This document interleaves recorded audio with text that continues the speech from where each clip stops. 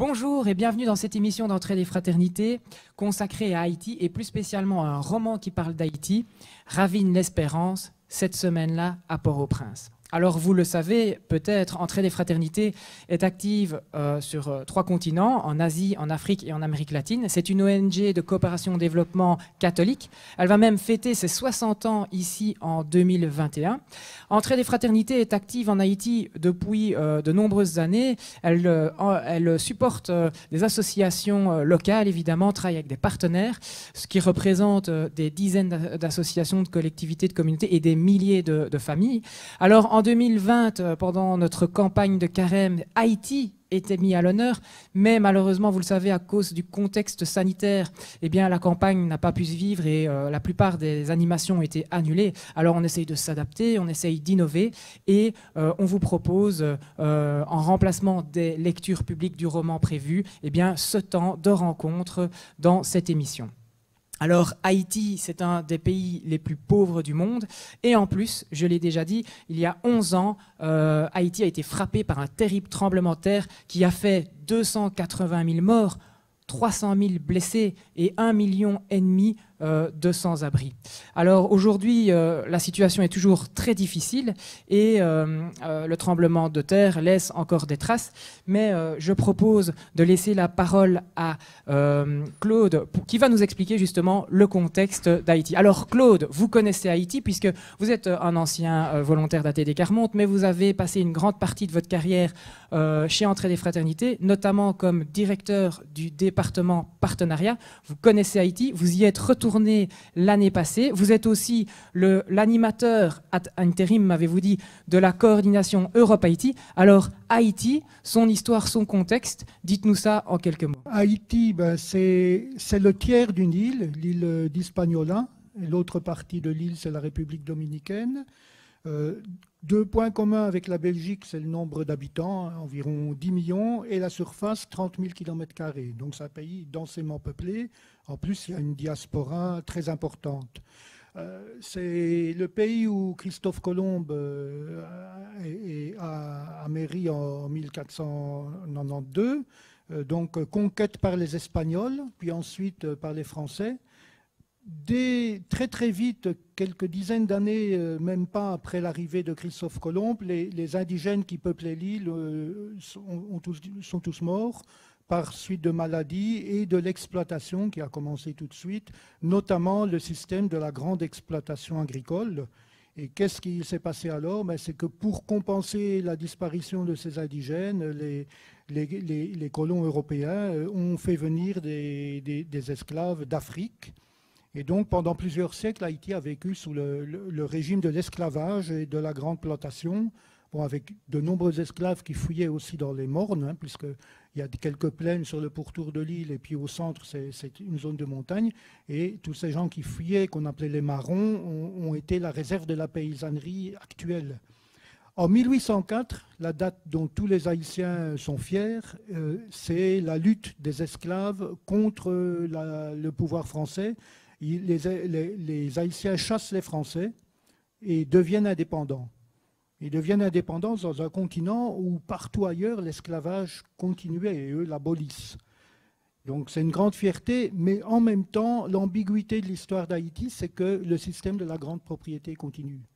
Donc il y a des Haïtiens qui sont des grands propriétaires et d'autres qui sont des paysans, la grande majorité. Et donc cette contradiction sociale, elle dure jusqu'à nos jours dans le pays d'Haïti, où la paysannerie, on l'appelle le pays en dehors, parce que les paysans ont conscience de ne pas faire partie du pays pratiquement. Donc aussi ajouter que dans cette histoire, le poids des grandes puissances, malgré l'indépendance, a continué à se faire sentir assez négativement. La France a imposé le paiement d'une dette pour les compensations de ce qu'ils avaient perdu en perdant la colonie. Les Haïtiens ont payé pendant plus d'1 siècle cette dette. Ensuite, les États-Unis sont intervenus régulièrement. Ils ont même occupé militairement l'île au début du XXe siècle et ils continuent d'intervenir aujourd'hui. On peut aussi citer les politiques d'ajustement structurel qui ont imposé, comme à beaucoup d'autres pays, la réduction des dépenses de santé, d'éducation et qui ont aujourd'hui des conséquences dramatiques. Alors, on connaît aussi les catastrophes naturelles qui ont frappé Haïti. On a parlé évidemment du tremblement de terre du 12 janvier 2010. Il y a les cyclones. Entrée des fraternités avait été mobilisée par les amis lors de plusieurs cyclones. Il y a une situation de l'environnement extrêmement alarmante et un régime politique qui est marqué depuis pas mal d'années par une dérive autoritaire. Aujourd'hui, beaucoup craignent qu'on retourne vers une forme de dictature, par la corruption, malgré des protestations populaires intenses qui ont eu lieu les 2 dernières années. Un dernier point, c'est que c'est l'exode d'une partie importante de la paysannerie vers les villes dans les dernières décennies, qui ont fait gonfler Port-au-Prince, par exemple, jusqu'à plus de 3 millions d'habitants, et qui ont amené la création, la croissance d'une ceinture de bidonvilles, et c'est dans ce cadre que se situe l'histoire de Ravine d'Espérance. Merci Claude. Alors, avant de rentrer dans le vif du sujet et de discuter plus profondément de ce roman et d'écouter quelques extraits, nous vous proposons maintenant une petite vidéo qui va présenter rapidement ce roman et les 7 auteurs qui ont contribué à son élaboration.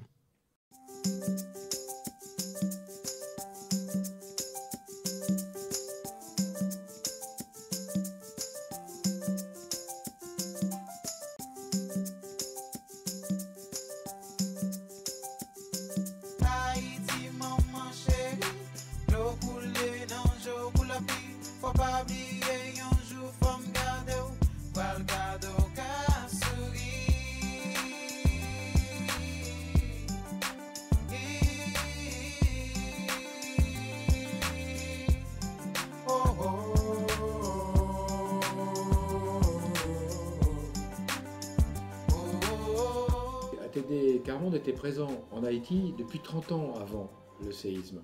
Donc on connaissait déjà un certain nombre de familles, de gens qu'on avait vu grandir, qu'on a connus enfants, qui sont devenus des parents. Et plusieurs parmi ces personnes avaient exprimé le besoin de raconter ce qui s'était passé pour eux.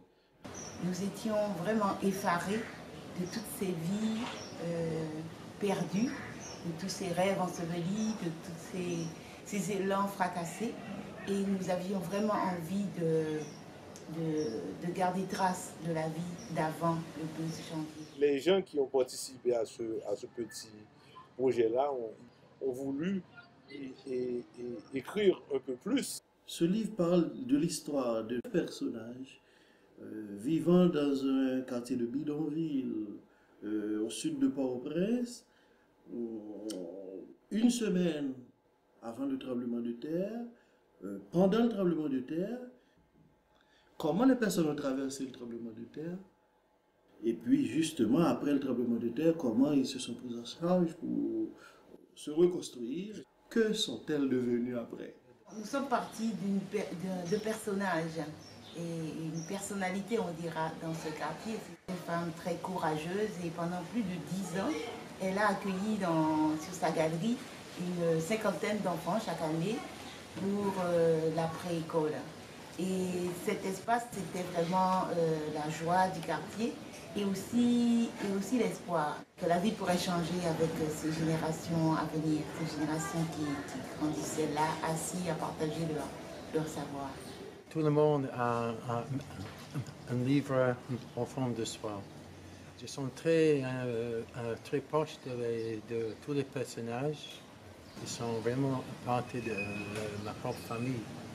Les gens que je connais très bien, ou les jeunes qui vivent dans la rue, c'est vraiment les gens que je porte vraiment dans mon cœur. Je connais beaucoup de gens qui ont mouru pendant le tremblement de terre. Et pour moi, le livre, c'est aussi une grande mémoire de eux qui disparaissent. Ce livre, c'est vraiment une goutte de la vie d'Haïti. Et les personnages qu'on retrouve dans le livre, ils reflètent assez bien cette diversité qu'on retrouve dans la société haïtienne avec tous les problèmes qu'on connaît. On a compris qu'on était 7 à réaliser une aventure et les personnages devaient entrer en interaction. Nous ne sommes pas vraiment des professionnels de l'écriture, mais ce que nous avons apporté, c'est notre vécu, c'est notre histoire, c'est notre vie. Et après, le défi a été de tisser ces logiques pour faire une seule et même histoire. On a décidé de ne pas faire quelque chose qui soit un peu documentaire, mais au contraire de faire réellement une fiction complètement nourrie de choses vraies.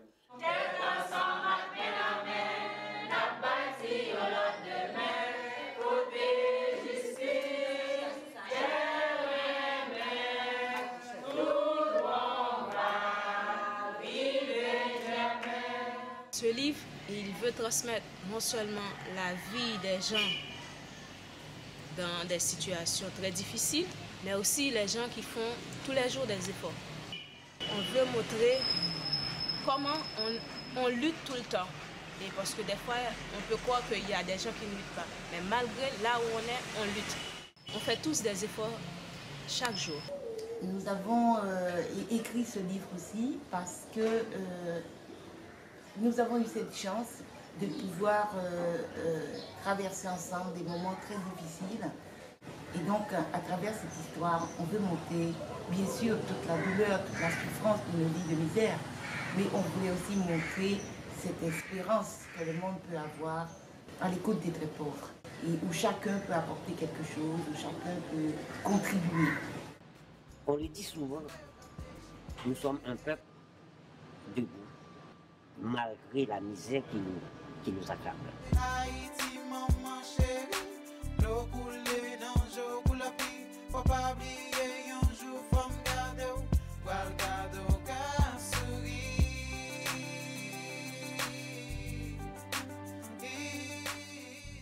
Jean-Michel de Fromont, bonjour. Bonjour, bonjour à tous.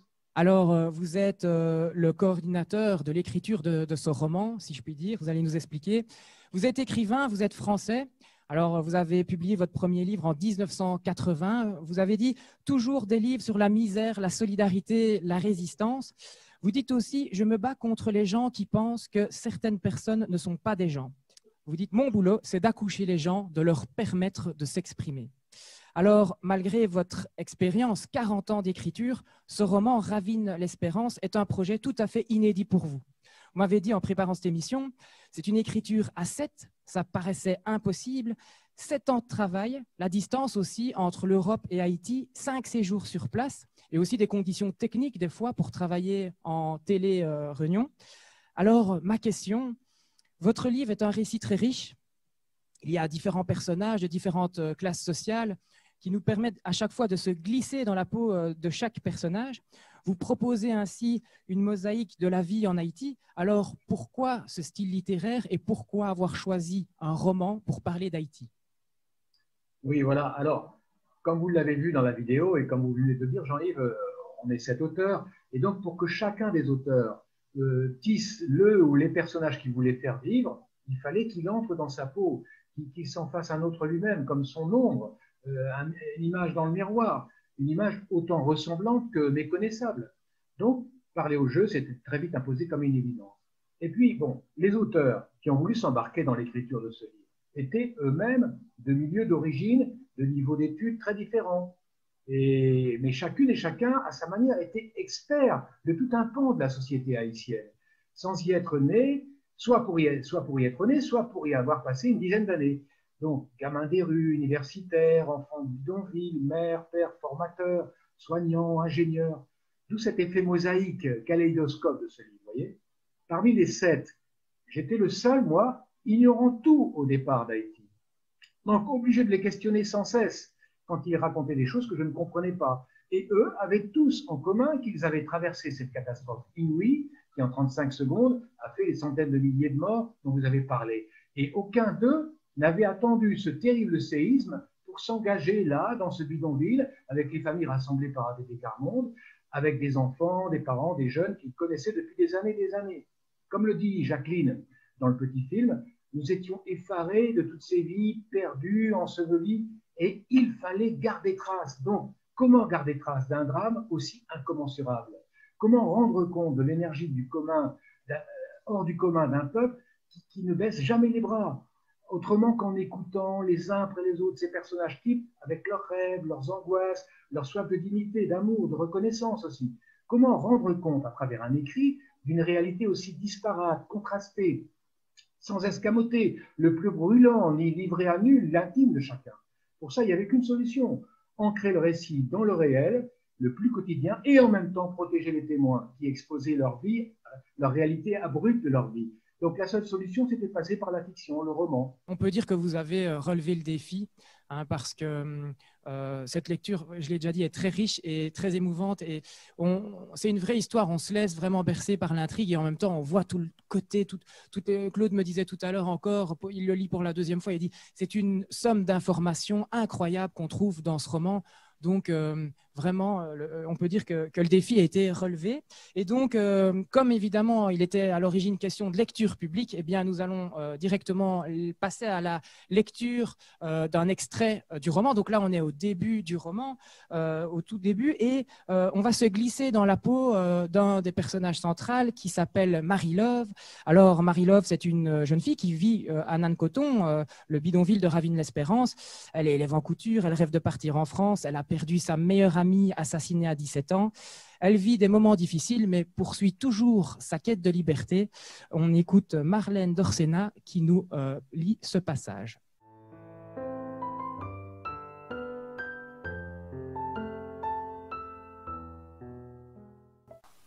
La plupart des jeunes ici n'ont qu'une idée en tête. Avoir un passeport, savoir une autre langue, et hop, ils se voient déjà partis. Moi aussi, j'en rêve. Mais mes parents, ils ne peuvent pas comprendre ça. Déjà pour mes frères qui sont la plupart du temps en Dominicanie, ma mère, elle a peur. Pourtant, il y a mon père là-bas avec eux. Alors moi, si je veux connaître le monde d'ailleurs, j'ai qu'à me contenter de la télé. Encore faut-il en avoir une qui marche. Celle-ci, j'avais beau lui tourner les boutons dans tous les sens, sur l'écran, à part un grésillement de friture, rien. Pour une fois qu'on avait du courant, j'allais quand même rater El Diablo, mon feuilleton. Ça m'énervait. « Marie-Love !» a crié ma maman. « Arrête-moi ce boucan et viens écouter ce qu'on dit. Ça te concerne. » J'avais presque réussi à régler le poste. Je ne pouvais pas râler devant le patron de mon père.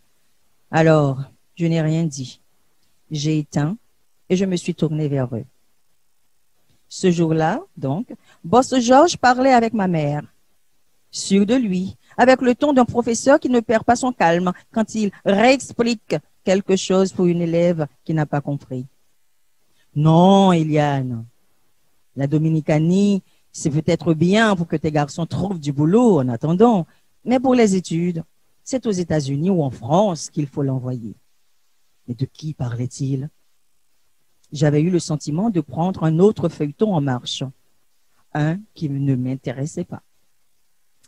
Miami ou Paris, a ajouté Boss Georges, précisant, d'ailleurs, pour tout ce qui est mode, couture, c'est pas Miami, c'est Paris. Cette fois, maman a écarquillé les yeux et desserré les lèvres, mais rien n'est sorti de sa bouche. Paris? C'est où ça, Paris? Là, j'ai eu honte de ma mère. Comment pouvait-elle ne pas savoir?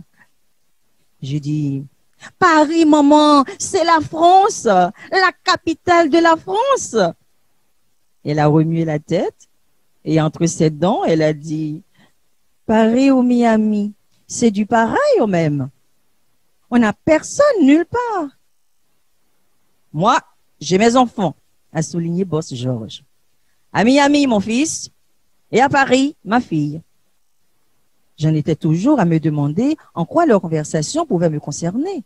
Quand maman s'est levée, écartant les bras, elle a fait « C'est bien gentil, Boss Georges, mais vous savez bien comment on est. Avec quoi on pourrait l'envoyer là-bas? » L'envoyer là-bas? Qui ça envoyé là-bas? Boss Georges a souri, comme s'il avait déjà prévu sa question. T'en fais pas pour ça, Eliane. Je m'en occupe. Maman secoua la tête. C'est pas possible, boss Georges. On peut pas vous laisser faire une chose pareille pour nous. Mais de quelle chose parlait-il? Boss Georges a repris, toujours aussi patient. Écoute, Eliane, si je le propose, c'est que je suis sûre que ma fille sera contente d'accueillir Marie-Love. Hein? Accueillir Marie-Love? C'était de moi qu'il parlait? M'envoyer à Paris? Je me suis sentie stupide, mais je n'ai rien laissé paraître. Boss Georges était prêt à me payer le voyage pour aller habiter avec sa fille à Paris. Et tout ce que maman trouvait à dire, c'était de prendre son air buté, comme si c'était un paquet de faux dollars que le patron de mon père venait de lui tendre. Mais, boss Georges, vous vous rendez pas compte? Déjà pour nous, que les garçons soient obligés de partir travailler à Saint-Domingue, c'est beaucoup. Pourtant, avec leur père sur place, une fois payé le passeur, ils ont pu se débrouiller. Mais une gamine. Et voilà. J'étais une gamine. Je n'avais rien dans le crâne et pas besoin d'avenir. J'ai cru que j'allais exploser. Mais je n'ai rien dit. Boss Georges a fait claquer ses mains sur les genoux. Eliane, ce que j'en dis, c'est pour vous. Tu veux quand même pas que ta fille s'en aille à Saint-Domingue faire le maçon ou couper la canne? Maman a baissé la tête, haussé les épaules. C'est pas un travail pour une fille. Tu sais ce que beaucoup de filles d'ici font comme travail à Saint-Domingue. Ils me prenaient pour qui, cela? Ma mère pour une gamine et lui pour une... Décidément, je me disais, s'ils avaient parlé dans mon dos, ça n'aurait pas été pire. Maman a protesté. Boss Georges, c'est ça que vous pensez de nous? Pris de court, le patron de mon père s'est repris. J'ai pas dit ça, Eliane. J'ai pas dit ça. Que vous puissiez être fiers de vos filles qui apprennent bien à l'école, et surtout de Marie-Love, c'est tout ce que je cherche. C'est bien pour ça qu'on a mis toutes nos forces pour qu'elles aillent à l'école, a souligné ma mère. Et je ne les ai pas un petit peu mises aussi, mais force-moi. L'un comme l'autre, ils continuent à parler devant moi comme si je n'existais pas. Les bonnes notes, c'est quand même moi qui les récoltais. J'ai pas aimé comme il disait les choses. Boss Georges, c'est pas mon père quand même. Ma mère a encore froncé les sourcils, le fixant comme par-dessus les lunettes qu'elle n'avait jamais eues. Et moi, je me disais une chose qui m'étonne encore aujourd'hui. Pourquoi est-ce qu'il était venu faire cette proposition en l'absence de mon père? C'est justement ce que maman lui a dit. Vaut mieux attendre le retour de Fénélon avant de parler de tout ça, non? D'accord, a reconnu Boss Georges, comme s'il s'était rendu compte qu'il avait parlé trop vite. Alors qu'il allait partir, il s'est tourné vers moi, enfin. Et toi, Marie-Love, ça te plairait d'aller étudier à Paris? Maman ne m'a même pas laissé répondre. Boss Georges, vous venez de dire qu'on verra ça avec Fénélon. D'accord, d'accord, a répété Boss Georges, comprenant que c'était pas la peine d'insister. Je vous laisse. Et nous, on s'est retrouvés toutes les deux, sans rien dire, à le regarder descendre le sentier. J'ai attendu d'être sûre qu'il ne pourrait plus nous entendre avant de réagir. Maman, on va quand même pas lui dire non. Une chance pareille, je l'aurai jamais plus, tu sais bien. Mais ma fille, on ne peut pas accepter tout ça. Et là-bas, comment tu vas vivre? On n'a aucune famille en France, aucun argent à te donner. Mais puisqu'il t'a dit qu'il avait sa fille là-bas, sa fille, elle a sa vie. Pourquoi tu veux qu'elle aide quelqu'un qui déboule chez elle et qui n'est pas de sa famille? Je vais avoir 18 ans, maman. Je suis assez grande pour me débrouiller. Et puis, t'en fais pas. Une fois là-bas, en même temps que mes études, je pourrais travailler, vous envoyer de l'argent même. Il y a plein de diasporas qui font ça pour leur famille. À 18 ans, ma pauvre fille, qu'est-ce qu'on connaît de la vie? C'est pas comme dans les feuilletons, tu sais. J'étais en colère. Je ne suis pas idiote. Je sais faire la différence quand même. Pourquoi t'as pas confiance? Boss Georges, c'est quelqu'un qui sait ce qu'il dit. c'est pas une question de confiance, ma fille. Mais si on avait l'argent pour ton voyage, je le répète, là-bas, on n'a personne.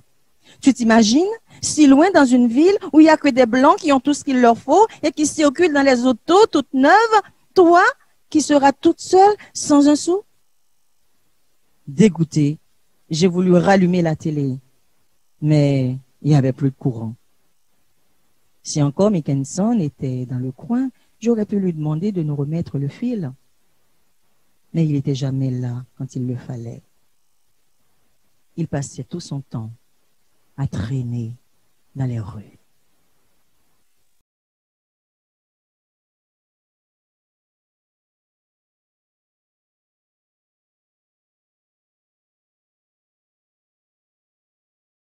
Après la lecture, place à la musique. On vous propose donc maintenant une petite pause musicale par Marlène Dorsena, alors auteure, compositrice, interprète.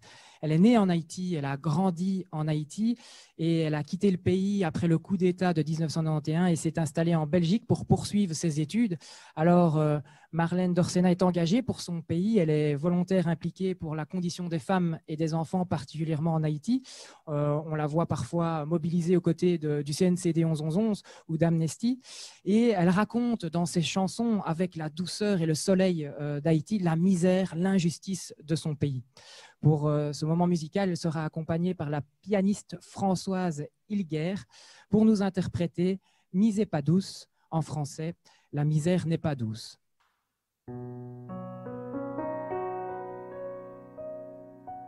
C'est l'histoire d'une femme qui se retrouve seule. Elle est malade, elle est dans son lit et elle demande aux anges du ciel de l'aider.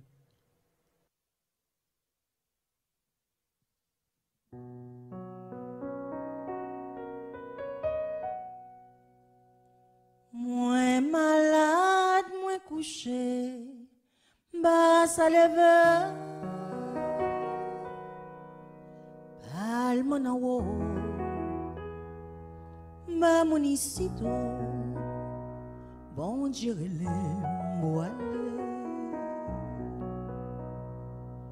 Moins malade, moins couché, bas à lever.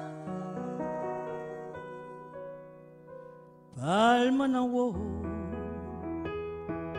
ma monicito, l'œil arrivé, moi. Moins malade, palme non, bon Dieu, moi.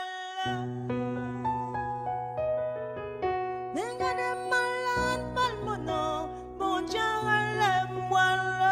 Palme en haut. Ma monicito, l'est arrivé m'brale.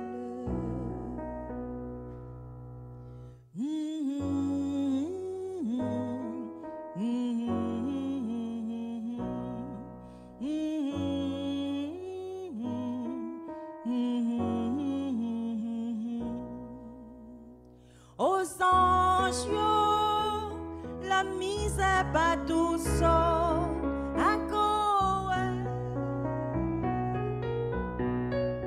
Aux anges, la misère pas douce à quoi la misère pas douce à quoi va chercher la vie de l'autre côté.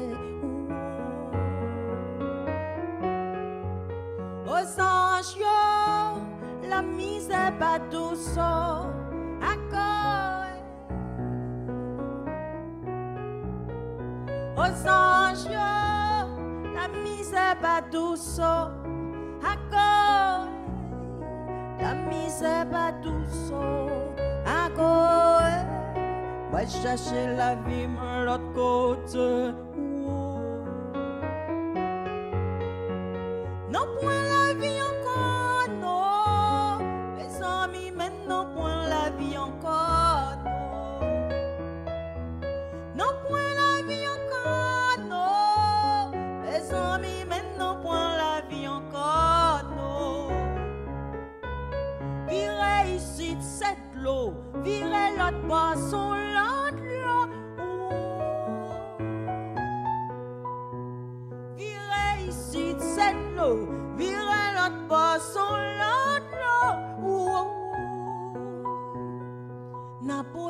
manche comblé l'emmène. Non point la vie encore, non. Non point la vie encore, non. Point la vie encore, non. Non point la vie encore. Wow, wow, wow.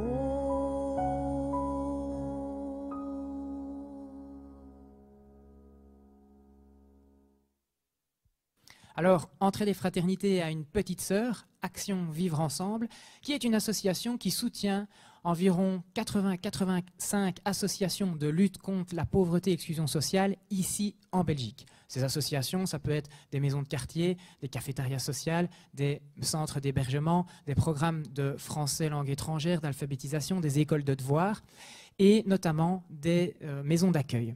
Alors en province du Luxembourg, Vivre Ensemble soutient 2 maisons d'accueil, la Banalbois et la Moisson. Et ces associations ont lu le roman en groupe, ont lu le roman Ravine l'Espérance. Et donc ça montre bien que ces associations peuvent être aussi le lieu d'une solidarité plus internationale. Mieux, elles ont voulu nous partager un message après avoir lu ce roman.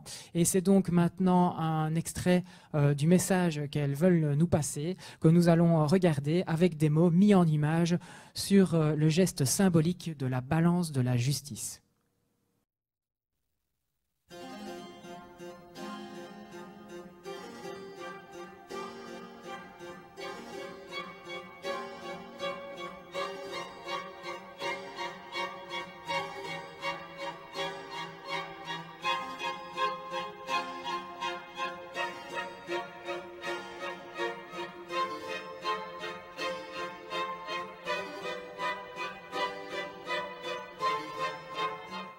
Je suis né dans les années 60.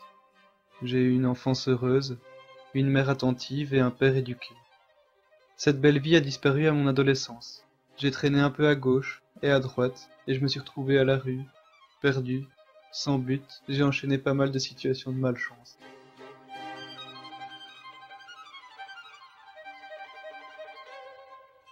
Je me suis mis à voyager, de plus en plus loin, à la fois pour échapper à mon instabilité, mais aussi et surtout pour découvrir d'autres choses. J'ai ainsi rencontré des gens qui vivaient en situation positive. Je me suis retrouvé dans des fermes en Scandinavie, où j'ai travaillé, puis dans des monastères en Sibérie. J'ai pu me soigner dans ces régions et reprendre un certain équilibre de vie. J'essaye de tenir bon, mais cela est bien difficile à cause de ma santé précaire, et surtout que je souffre de l'isolement et de la solitude. Charles.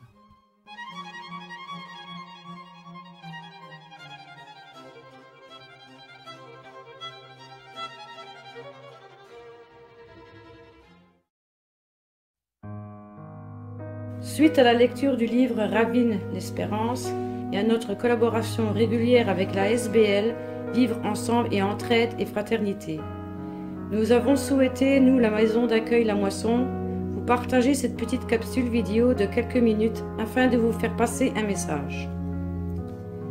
Les Haïtiens s'enfoncent dans une crise politique et sociale, et les effets du réchauffement climatique mondial provoquent sécheresse, ouragans et menacent désormais la sécurité alimentaire, ainsi que la survie d'une grande partie de la population.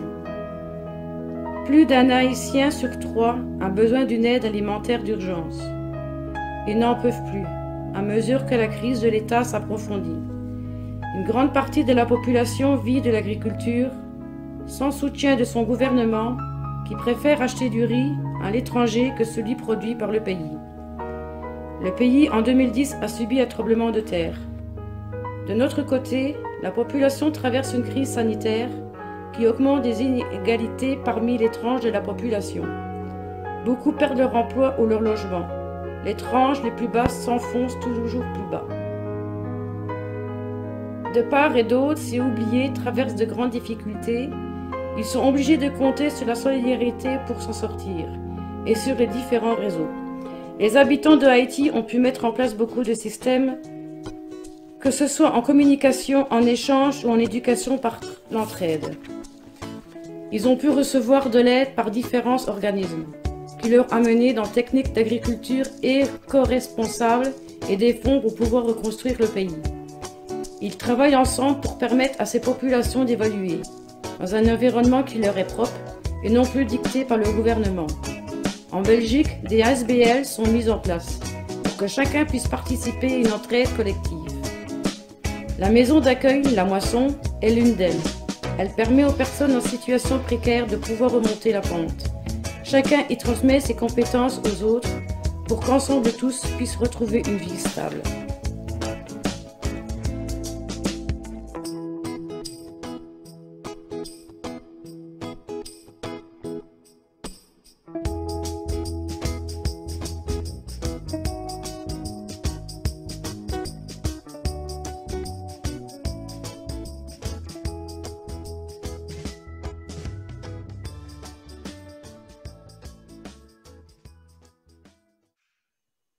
Un témoignage fort qui montre que les associations actives sur le terrain de la lutte contre la pauvreté en Belgique peuvent être aussi le lieu d'une solidarité plus internationale. Alors, Claude, revenons au livre. Le roman Ravine l'Espérance est un livre géographiquement situé, il parle d'Haïti, mais vous nous dites que c'est un récit universel. Vous dites ainsi que les Belges doivent se sentir concernés. Expliquez-nous. Alors, Marlène Dorsena a chanté « La misère pas douce ».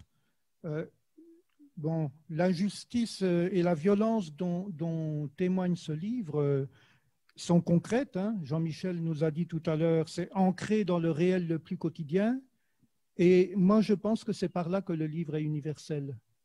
Par exemple, l'histoire de Marie-Love, c'est l'histoire d'une jeune fille située à Nancoton, qui voit qu'elle n'a pas d'avenir ou qui perçoit qu'elle n'a pas d'avenir, qui rêve d'un autre avenir. Elle a ses frères qui ont été obligés de partir pour gagner de l'argent en République dominicaine. Donc c'est une histoire très précise, mais ce que des chiffres et des statistiques ne nous apprennent pas, cette histoire, elle nous l'apprend parce qu'elle peut nous faire connaître la souffrance vécue de l'intérieur et la lutte pour s'en sortir. Un des auteurs disait dans une vidéo, on lutte tout le temps.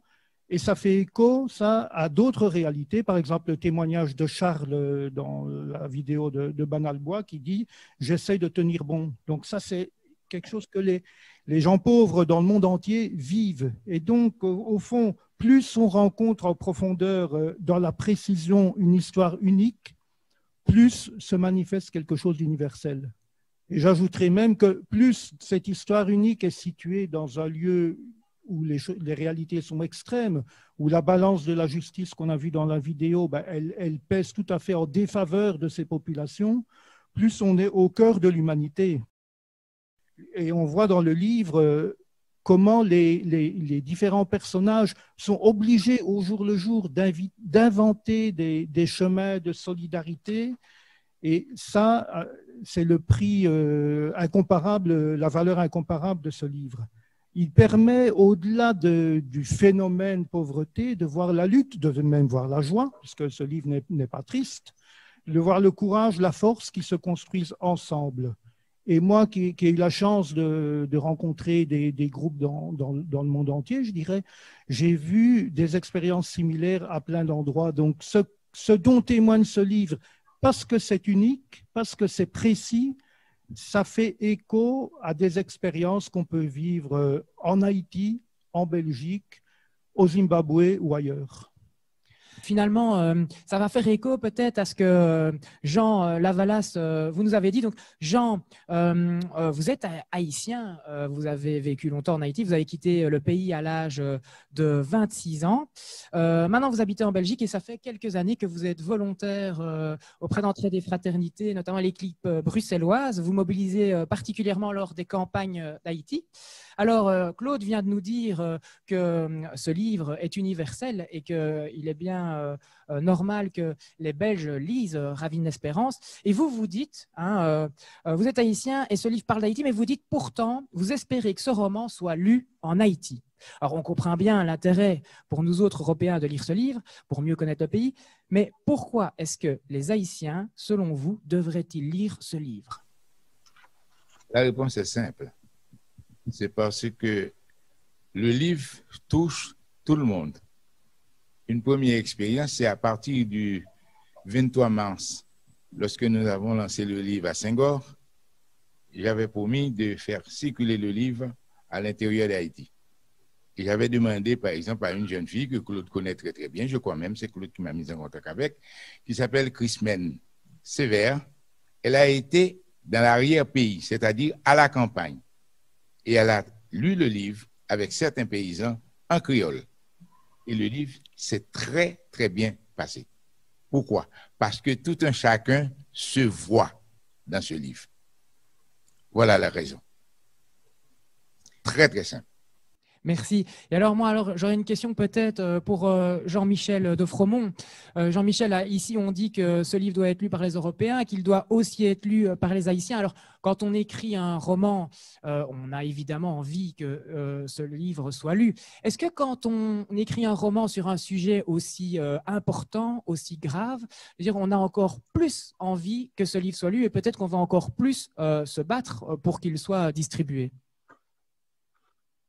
C'est sûr que pour moi, l'enjeu est absolument essentiel dans ma propre vie et il y a en même temps une espèce d'honneur à se mettre au service d'une population qui lutte comme elle lutte encore aujourd'hui chaque jour et aussi un acharnement parce qu'au fond, tous les 7, on s'est acharné depuis que le livre est sorti, bien sûr avant pour le faire, mais depuis que le livre est sorti pour le faire connaître. Parce que, et c'est le bouche à oreille qui fait que ce livre est de plus en plus connu, déjà dans la francophonie, mais il y a justement David, un des auteurs anglophones, il a fini la traduction américaine et on espère bien pouvoir le publier dans l'anglophonie. Il faut absolument que, et il y a un audiolivre en français et en créole qui est aussi publié en même temps. Voilà. Il faut absolument que la vie quotidienne des Haïtiens ne soit pas avalée dans les statistiques, vous voyez. Il faut qu'on comprenne qu'est-ce que c'est la résistance d'un peuple au jour le jour. Et pour ça, il faut vraiment plonger dans une vie qui est à la fois très quotidienne et qui est racontée. Parce qu'on ne peut saisir une chose. Vous savez, il y a Mpateba, un grand auteur africain, il dit « La vérité est une braise ardente. Pour la comprendre, il faut l'envelopper dans quelque chose. » Et bien voilà, c'est ça en fait. Ce livre, c'est une tentative acharnée de faire que la réalité et le combat des Haïtiens soient présentables et parce qu'elle est enveloppée dans quelque chose. La vérité est une braise ardente, dites-vous. C'est très joli. Alors, évidemment, nous, chez Entrée des Fraternités, on peut vous conseiller que de lire ce roman et il est disponible évidemment chez nous. Donc, contactez Entrée des Fraternités pour vous le procurer sans aucun souci.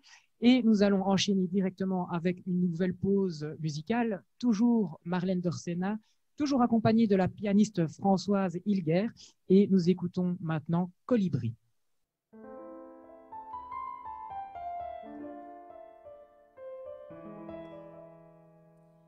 Colibri, pour vous, c'est une composition personnelle qui aborde l'exil, l'amour, la liberté dans toute sa splendeur.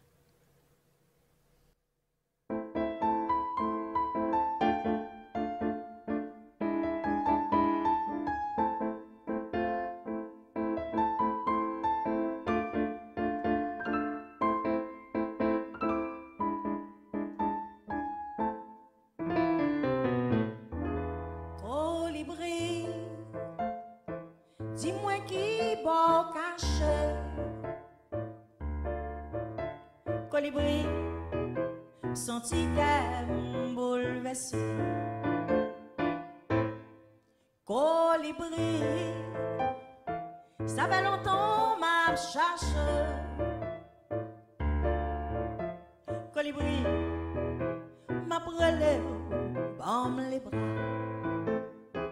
Petit oiseau bien chez le bas, grâce au pas qu'à effacer. Dis qui côté pour malheur, la vie va recommencer.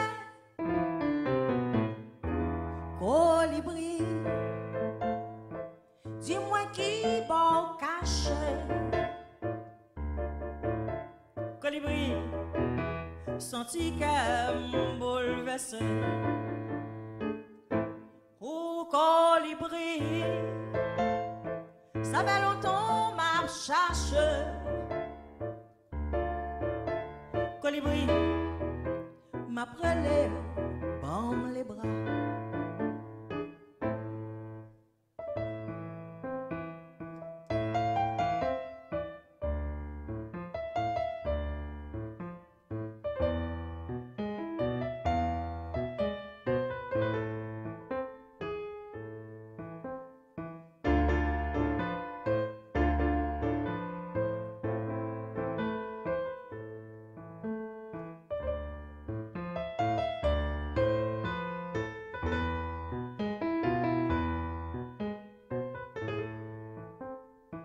Si un jour arrivé en bien, tant pis on va moins nouvelle. Si pas mal chance ou tout non, la vie va recommencer. Colibri, ça fait longtemps on m'a cherché. Colibri, senti qu'elle bouleversé. Colibri, dis-moi qui va cacher. Colibri, m'a brûlé, bam les bras. Padoudoudi, papadida, chipapa, chipapa, da, da, da, da. Padoudoudi, papadi, chipa, padada, papada, padoudoudouda. Nous vous proposons maintenant quelques images d'Haïti, et notamment la rencontre et le témoignage avec deux des 7 auteurs qui ont écrit ce roman. Il s'agit de Nerline Laguerre et Jacques Petitdor.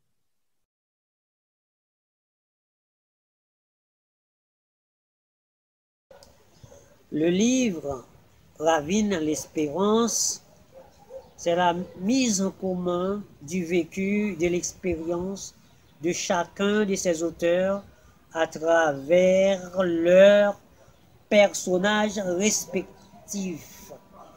Par exemple, Vinella, le personnage Vinella, qui est le personnage central du livre, nous montre ce que c'est que la solidarité. Son engagement envers sa communauté et constitue l'expression même de la militance profonde. Elle donne une partie de sa maison pour les enfants en situation d'apprentissage. En ce qui concerne le personnage Roche, celui-ci dénonce un tabou. Et ce livre était pour lui une occasion pour démontrer, pour dénoncer cette réalité, celle des enfants en situation de domesticité. La domesticité juvénile est quelque chose que les organismes des droits humains n'en font pas cas. On n'en parle pas, on dénonce les violations des droits humains, mais jamais on ne prête pas beaucoup d'attention à cette réalité tragique des enfants en situation de domesticité juvénile. Donc, il y a en ce moment en Haïti près de 350 000 enfants qui vivent cette réalité. Le livre nous a donné cette opportunité et on la prend au vol et on démontre aux lecteurs comment cette réalité d'injustice sociale caractérise notre pays et on a fait tout ce qu'on a pu pour la dénoncer à travers les lignes de Ravine l'espérance. Ma contribution à ce roman, c'est une façon pour montrer comment on peut à la fois montrer la force et le courage, l'injustice dans ce livre, malgré cette injustice et cette violence, mais aussi toute la force que les gens pour lutter. Aujourd'hui encore, malgré tout, il y a encore cette injustice qui prenne et encore plus fort et qui enracine, et cette violence qui est cruelle. Cette injustice, c'est comme une graine qu'on sème dans une montagne comme celle-ci, un peu aride, un peu desséchée, où il n'y a pas de pluie, et il y a le vent, il y a les oiseaux qui emportent les graines. Comment on puisse arriver à faire que cette graine puisse pousser et apporter ses fruits. Je crois que il faut qu'on arrive à arroser cette graine malgré tout. Aujourd'hui, et c'est l'injustice qui est le roi. La justice pleure. Arrivons-nous ensemble à guérir cette justice, à la faire guérir, reprendre vie et la faire repousser de nouveau pour qu'un jour tout le monde puisse enfin vivre dans la paix et dans l'harmonie, puisse trouver une petite parcelle de justice.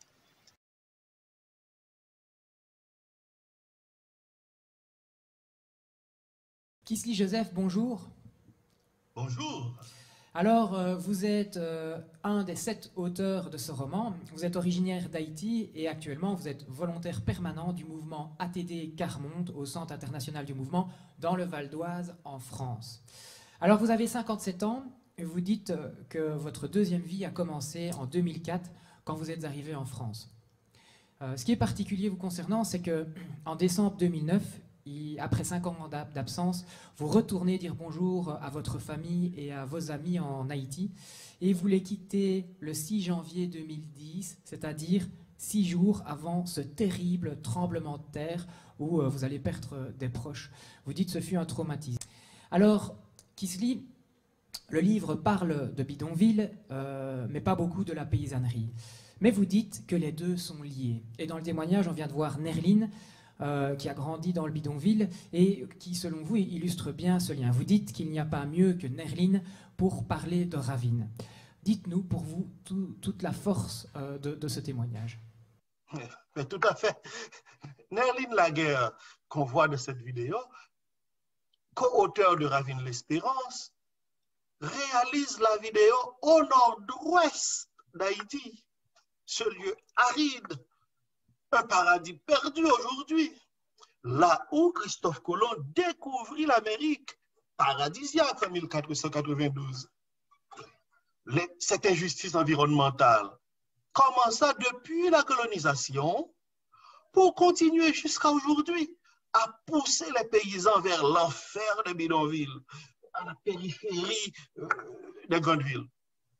C'est tout comme les personnages du roman qui ont fait le passage du rural à l'urbain.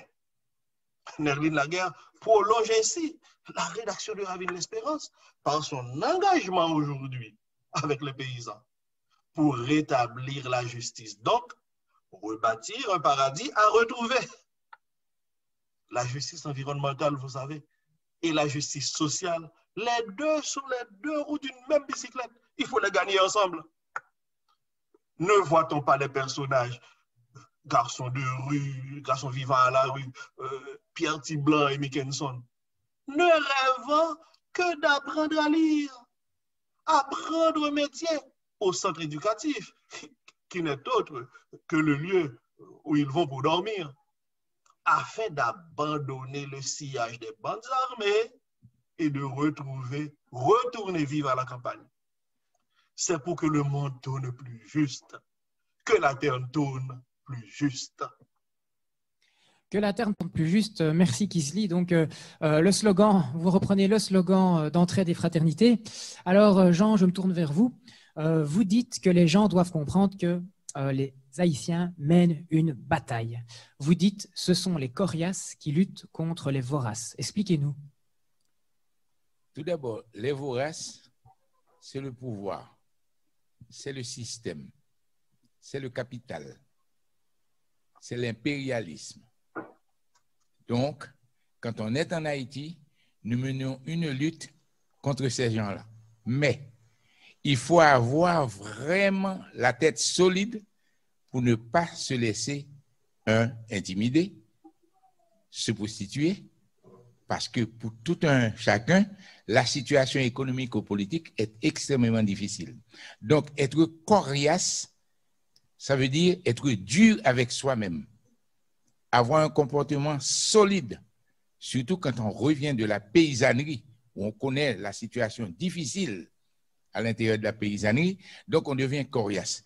Et quand j'ai pris contact avec Entraide et Fraternité, j'ai compris aussi, avec Joachim, qui est un paysan, comment, et c'est la raison pour laquelle, je vous le dis franchement, c'est la raison pour laquelle je me suis vraiment investi dans le cadre d'Entraide. J'ai vu qu'un paysan comme ce gars-là pouvait monter au créneau et expliquer la propre situation d'Haïti. Là, à partir de là, et ensuite, je profite aussi pour saluer Olga, qui fait un travail identique, c'est-à-dire un travail sérieux. Donc, les voraces, c'est le pouvoir, les coriaces, c'est nous. Voilà, les coriaces, vous dites la tête dure, il faut avoir la tête dure, il faut résister. Jean-Michel, on vient d'entendre Jacques et Nerline, ce sont deux beaux exemples de coriaces. Oui, si on peut dire, oui, si on peut dire. Pour moi, ce sont des grands personnages.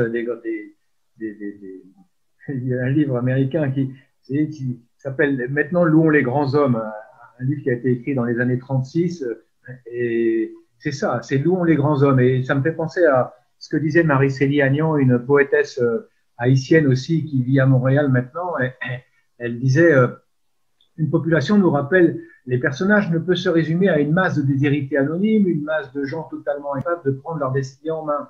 Il y a dans ce texte plutôt des personnes qui se battent et aspirent contre vent et marée à changer leurs conditions de vie. Nous le savons tous, mais enlisés que nous sommes souvent par l'état du monde, par nos propres luttes, nous avons tendance à l'oublier. Ce livre est un rappel de la lutte acharnée de gens qui n'ont rien dans les mains et qui font face tous les jours à l'impossible.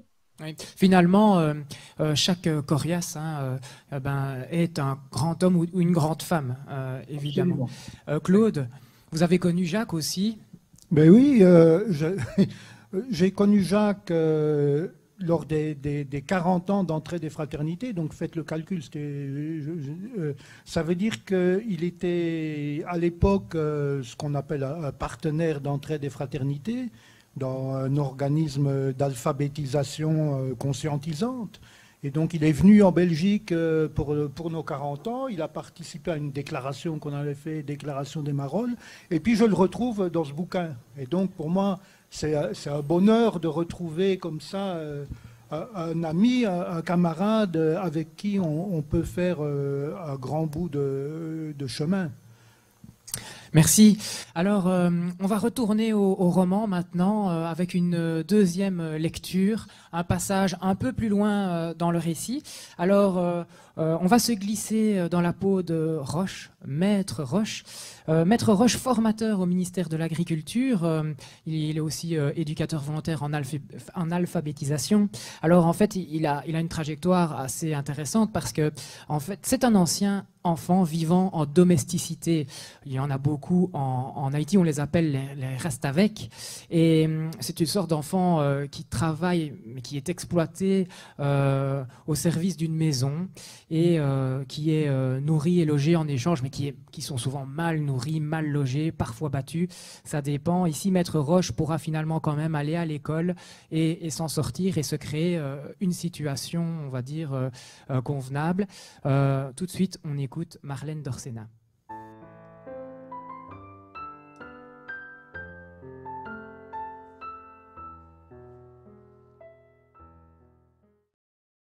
L'école, je l'avais fréquentée tardivement, les après-midi. Mais faveur n'est pas un droit. Ce n'est qu'une fois terminées les corvées qui m'étaient assignées que je pouvais enfin attraper mon cartable et filer. Évidemment, j'arrivais à l'école presque toujours en retard. Cet après-midi-là, Maître Gentil était déjà en chaire. Sur le pas de la porte, j'essayais d'attirer son attention quand il a dirigé son regard vers moi. Et à ma grande surprise, au lieu de la remontrance qu'aurait pu lui inspirer mon quart d'heure de retard, il me demanda « Dites-moi, Roche, vous êtes chez vos parents ?» Avait-il alors mesuré à quel point sa question allait me mettre à nu devant mes camarades? Je ne pense pas. Par contre, je me souviens encore de la honte qui m'avait saisi d'un coup. Je vois... avait simplement dit, maître gentil, mon silence embarrassé l'ayant suffisamment renseigné. Vous êtes chez des bienfaiteurs. Et voilà. Tout le monde savait maintenant que j'étais un de ces enfants que l'on désigne bien souvent d'un mot pire qu'une insulte, un reste avec. Autant dire un petit esclave, propriété négligeable d'une famille qualifiée, elle presque toujours de bienfaitrice. Tête baissée, j'étais restée paralysée, comme après l'aveu d'un forfait que je n'aurais même pas pu commettre. Malgré cela, maître gentil était resté pour moi un bon professeur, veillant à me protéger, à me conseiller durant les 3 années que j'avais passées là, et même au-delà. Comment aurais-je pu encore lui en vouloir? Et tout récemment, me présentant à sa classe terminale, mon ancien maître m'introduisit comme un spécialiste de la condition des enfants en domesticité, soulignant sa fierté de me compter parmi ses anciens élèves. Mon auditoire sembla d'abord surpris, peut-être par mon physique, de me voir monter pour m'installer au pupitre du conférencier. Les amis, si j'ai accepté de venir m'adresser à vous aujourd'hui, ce n'est pas pour vous infliger un exposé savant. Non. Laissez-moi simplement vous raconter une histoire. Le public se montra plus attentif. L'histoire d'un garçonnet confié par ses parents et non pas vendu à une de ces dames Sarah qui, comme ces oiseaux, vont et viennent entre ville et village. Cette femme avait promis de le placer à Port-au-Prince, chez des bienfaiteurs, censés lui offrir une scolarité autrement inaccessible aux enfants des mornes de notre pays en dehors. Sa première école allait être d'un tout autre genre. Alors qu'il n'avait pas encore 7 ans, ce garçonnet, habitué à courir librement la campagne, à aider ses parents aux travaux des champs, allait du jour au lendemain se retrouver pratiquement enfermé, attaché aux travaux les plus ingrats de la maison. Ce n'est qu'à l'âge de 10 ans, après un stupide accident dont je vous passe les détails, que ses bienfaiteurs consentirent à l'envoyer comme promis à l'école du soir. Et c'est là, pour la première fois, qu'il entendit parler de Toussaint Louverture, impressionné de découvrir que le visionnaire de la nation haïtienne avait appris à lire seul à l'âge de 40 ans. L'enfant acquit dès lors la certitude qu'il pouvait en faire autant. Bientôt, il maîtrisa lecture et écriture, à l'insu même de ceux chez qui il restait taillable et corvéable à merci et qu'il appelait ses parents adoptifs. Sa fringale d'apprendre étonna tant son entourage que ses bienfaiteurs acceptèrent de le laisser poursuivre ses études à la condition qu'il continue à assumer ses tâches domestiques. Dans la classe, le silence s'était fait presque religieux. Ce que j'ai dit à cette conférence, je pourrais le répéter ici, phrase après phrase. Mais au fur et à mesure qu'émergeaient certains épisodes de mon enfance, c'est l'émotion me nouant la gorge qui restera marquée en moi. Au début, le ton neutre, j'avais décrit ce garçonnet à cheval, accroché à cette dame Sarah, tourné jusqu'à se tordre pour apercevoir une dernière fois le village, d'où ses parents n'osaient même plus lui faire signe. Et 8 ans plus tard, on lui annonça comme un fait parmi d'autres le décès de son père qu'il n'avait jamais revu. Une blessure encore ouverte. Dès lors, les réactions des jeunes m'assaillirent. Mais pourquoi ces parents abandonnent leur enfant à des personnes qu'ils ne connaissent même pas, sans venir voir s'ils sont bien? Un autre, un rien troublé, tempéra. C'est pas toujours que ces enfants sont maltraités. D'autres encore choisirent de se taire. Et je ne pouvais pas m'empêcher de penser que, chez eux, ils étaient peut-être servis par des enfants plus jeunes qu'eux, ou à peine plus grands, et que personne ne leur apprenait à respecter. Comment leur faire comprendre? Est-ce qu'on ne saura jamais la souffrance des parents qui ne peuvent pas donner le nécessaire à leur enfant, espérant qu'il le trouvera dans une autre famille? Et qui sait ce que serait devenu ce garçon si les siens l'avaient gardé sans pouvoir prendre soin de lui? Le moment était venu de jouer carte sur table. Je peux vous le dire, après tout, ce garçonnet, c'était moi. Le murmure qui, alors, parcourut l'assemblée ne m'arrêta pas. Dans les pires événements qui arrivent au cours de la vie, un bonheur peut parfois se cacher dans une coquille de malheur. Le garçon que j'étais a toujours vécu cette dualité, tirant parti des paradoxes, comme l'avait d'ailleurs fait ma propre mère.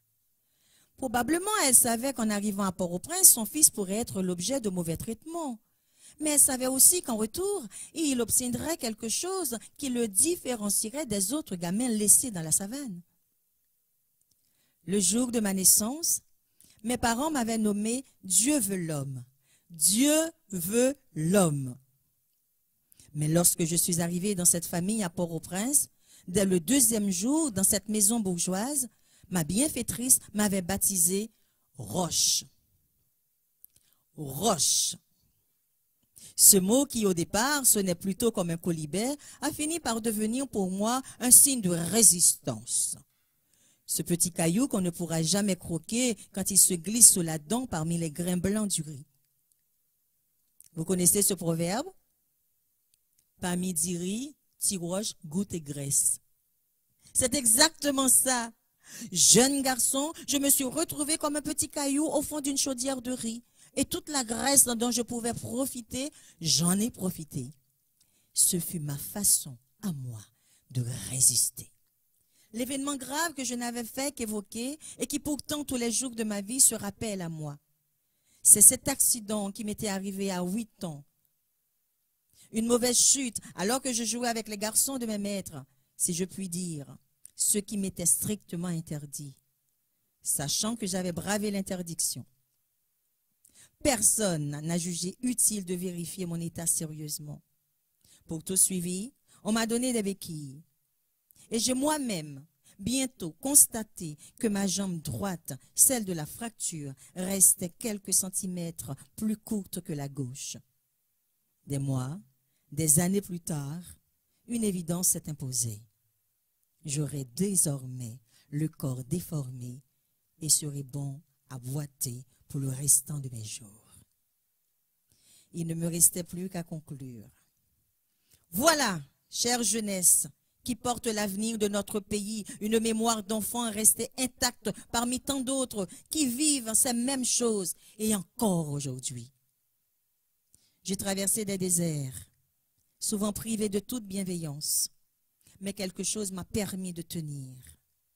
La conviction que mes parents n'avaient pas agi par manque d'amour, mais par manque de choix. Les droits des enfants, leur protection, on ne peut pas les envisager sans soutenir les parents. Combien de fois n'ai-je pas entendu? Nos enfants, c'est notre seule richesse.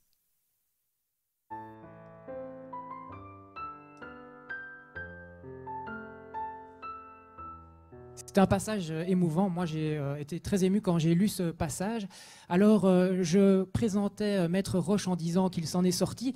Et Jean-Michel, vous avez réagi là pendant qu'on passait l'extrait en disant non, il ne s'agit pas de s'en sortir. Expliquez-nous. Oui, c'est marrant. Je suis tombé par hasard sur un petit bout de texte de Mickelson à la fin du bouquin. Et il dit « T'es vivant, Mickelson, bien vivant. À toi de devenir quelqu'un maintenant. » C'est ça l'affaire, vous voyez. C'est pas de s'en sortir au sens où on serait, voilà, allez, on est des petites gens de la classe moyenne, on manque plus de rien. Non, c'est de devenir quelqu'un d'utile à son pays, quelqu'un d'utile au monde, quelqu'un qui fait quelque chose dans le monde. C'est ça qu'il faut. C'est ça la libération. Donc, oui, devenir quelqu'un.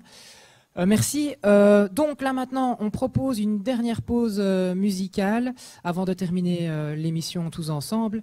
Donc on est toujours avec Marlène Dorsena accompagnée par Françoise Hilger et elle va nous interpréter Mal fini ou Buse ou encore Manger poulet.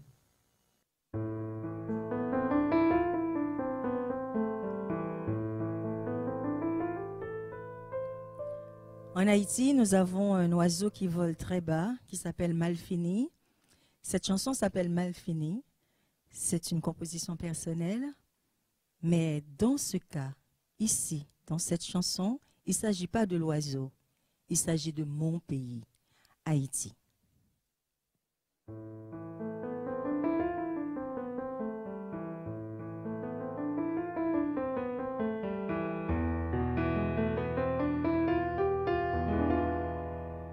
Mal fini,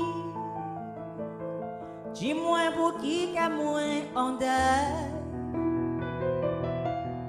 Tous les jours, biscuit moi, c'est monter descendre. Mal fini, chaque fois m'rete que m'absent, m'résien. Ma bébronne, j'en lis comme ça. Mal fini, si moi vous qui qu'à moi en deuil. Tous les jours, puisque moi c'est monter descendre. Oh mal fini, chaque fois moi dit que m'absent, m'résien. Ma bébronne, j'en lis comme ça. Moins tombé, moins levé, moins couru, moins relevé. M'a cherché yon manye qui m'y mal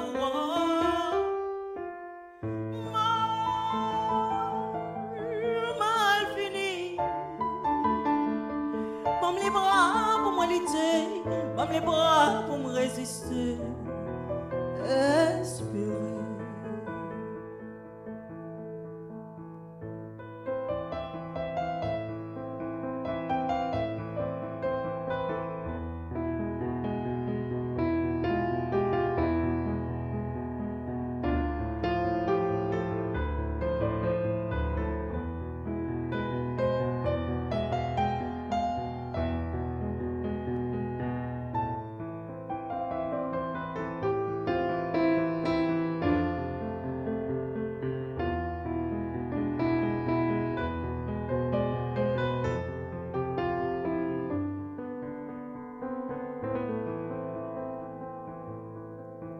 Mal fini, dis-moi vous qui qu'à moyen de tous les jours, puisque moi c'est monter descendre. Mal fini, chaque fois me dit que m'absent, me résien, ma bébronne, j'en lis comme ça. Dis mal fini, si moi pour qui qu'à moyen de mal fini, dis-moi pour qui qu'à m'absent. Oh mal fini, chaque fois m'rete qu'à moi plaisant, m'résien. Ma bébronne, j'en lis comme ça. Moins tombé, moins levé, moins couru, moins relevé. M'a cherché, yon mania qui m'y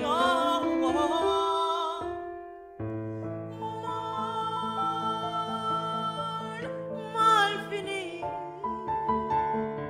Même les bras pour me résister, même les bras pour moi lutter.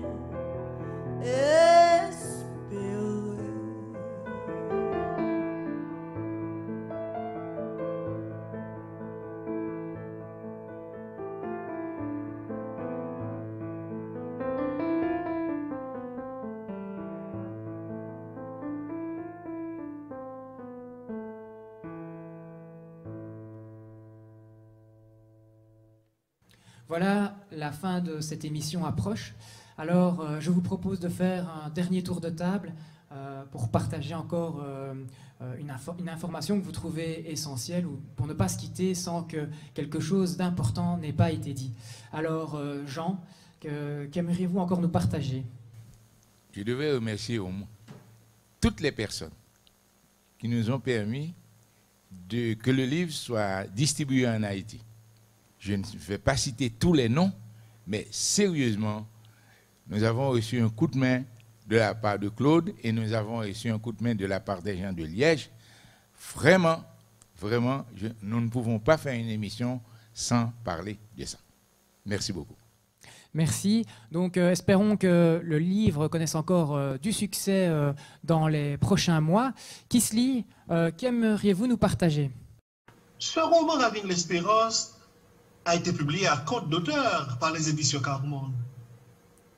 Je rêve qu'il y ait d'autres éditions, peut-être une édition entièrement créole, de publier dans une maison d'édition afin que ce livre soit rendu aux Haïtiens. Rendu à tous les Haïtiens, que le peuple qui parle créole, pourquoi pas devenir un livre audio en créole, pour que tous les Haïtiens puissent s'approprier de leur livre. C'est ce que je souhaite. Merci Kisly. Le message est donc lancé. Claude?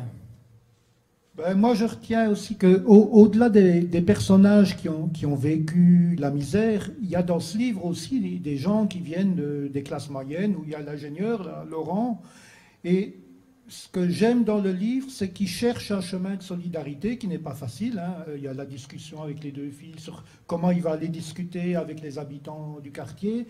Tout ça, c'est des chemins de solidarité qu'il faut inventer, et je pense que nous, ici en Belgique, on est dans la même situation.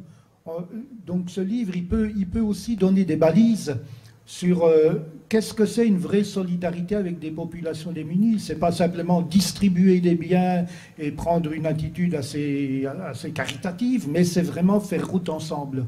Je crois que ce bouquin, il montre aussi comment des gens divers, des Haïtiens, des gens qui sont venus les rejoindre de l'étranger, des gens qui viennent de quartiers plus favorisés, ont pu faire route ensemble à travers toutes les difficultés auxquelles il a fallu s'affronter. Merci Claude. Jean-Michel, peut-être encore un mot Moi aussi, j'ai envie de dire comme Jean, un immense merci à toute l'énergie qui a été mise en commun dans cette campagne et pour réaliser aussi cette vidéo. Merci à toute l'équipe qui a permis ça.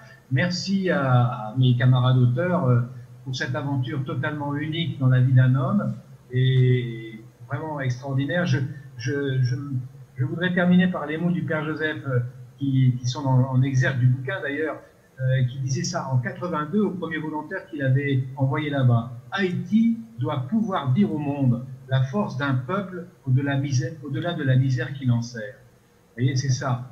Et le fondateur d'ATD Carmonde nous disait ça déjà à cette époque-là, et on a essayé de faire ça avec ce bouquin. Voilà. Formidable, merci, oui. Une aventure, effectivement, ce roman, un roman, Ravine l'Espérance, cette semaine-là à Port-au-Prince, qu'on ne peut évidemment que vous conseiller de lire. Il est disponible auprès d'Entraide et Fraternité. Et alors, on disait en préparant cette émission, évidemment, c'est toujours un peu paradoxal de lire un roman qui parle de choses tragiques et finalement de passer un bon moment. Et c'est ça qu'il faut retenir aussi, c'est que c'est un roman, un vrai roman. C'est un moment à passer la tête dans les mots, dans la littérature, prendre le temps de lire chez soi, le soir, dans le divan, passer un bon moment et finalement parler de l'essentiel.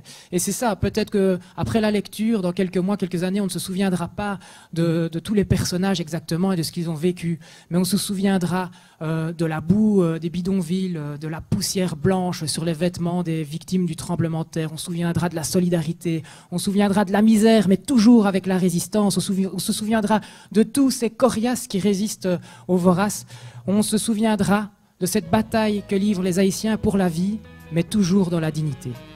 Merci à tous pour cette émission, qu'on espère la première d'une longue série. Rassemblés pour nous décider, faire la nature plus belle.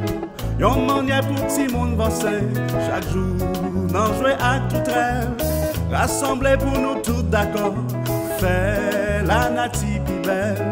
Pour l'avenir des mêmes millions, c'est nous tout ensemble pour qui mettent main. Priez, belle pour Haïti. Haïti, moun plante bois. Faire la native, faire c'est la bouse et l'espoir. Chanter, belle pour Haïti. Rassembler force Ravignon. Aussi mais l'espérance Haïti pi belle. On fait descendre l'eau la rivière. Pour la terre Capitjan. Couper pied bois c'est la misère. C'est détruire la vie c'est flamme. La nature c'est jardin tout peuple. C'est cailles animaux vivants. Jour nous suspend puis quelqu'un guêpe. La vie sous la terre va vivre pi belle. Yeah, belle pour Haïti. Haïti moun plante bois. Elle la native fait glisser la bouse et l'espoir. Chanter, belle pour Haïti. Rassembler force Ravignon. Aussi belle espérance Haïti pi belle.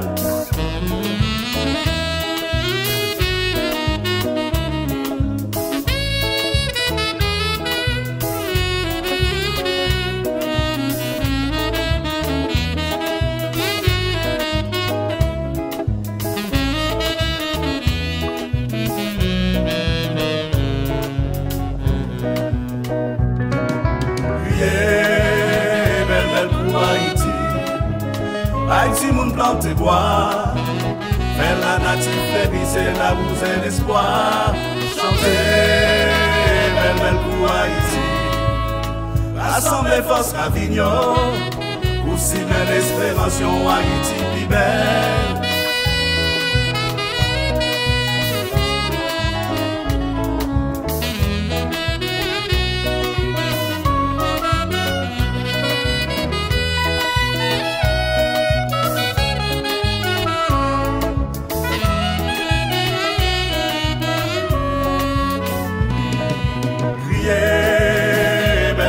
Haïti, Haïti moun plante bois.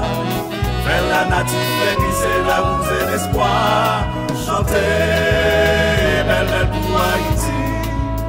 Rassembler force Ravignon. Aussi belle espérance Haïti pi belle.